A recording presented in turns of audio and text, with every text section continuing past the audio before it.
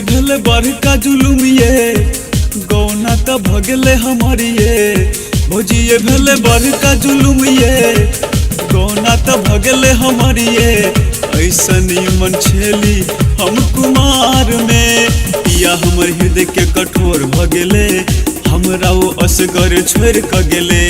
गौना भगले हमर कपार जर गेले गौना भगले हमर कपार जर गेले पिया हमरा छोड़ क कतार चल गेले भौजिए भेले बड़का जुलुम ये गौना त भगले हमारी ये ऐसनी मन छेली हम कुमार में।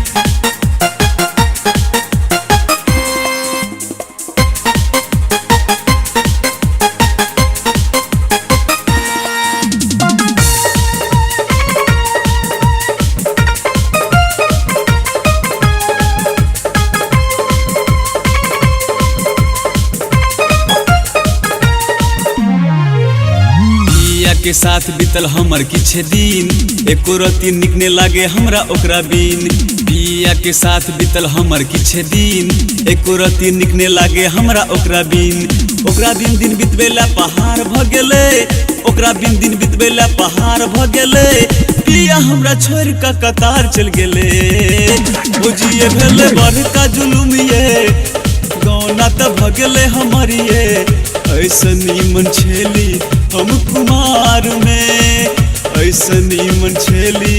हम कुमार में।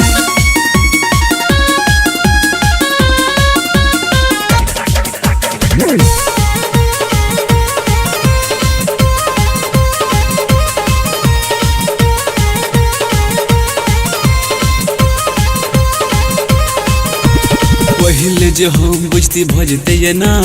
मम्मी से कोई करो कब्ती गवाना पहले जो हम बुझती भजते ये ना मम्मी से कोई करो कब्ती गवाना जाते ओकरा दुख हमरा हजार भ गेले जाते ओकरा दुख हमरा हजार भ गेले पिया हमरा छोड़ क कतार चल गेले भौजिए भेले बड़का जुलुम ये गौना त भगले हमारी ये ऐसनी मन छेली हम कुमार में ऐसनी मन छेली हम कुमार में।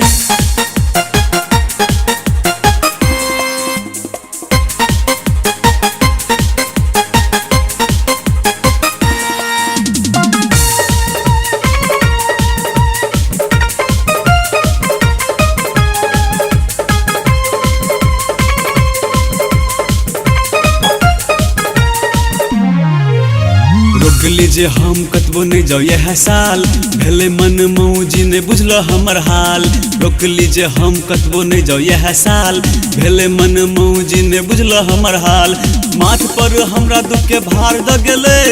माथ पर हमरा दुख के भार द गेले पिया जय शेष के ये विचार भ गेले भौजिए भेले बड़का जुलुम ये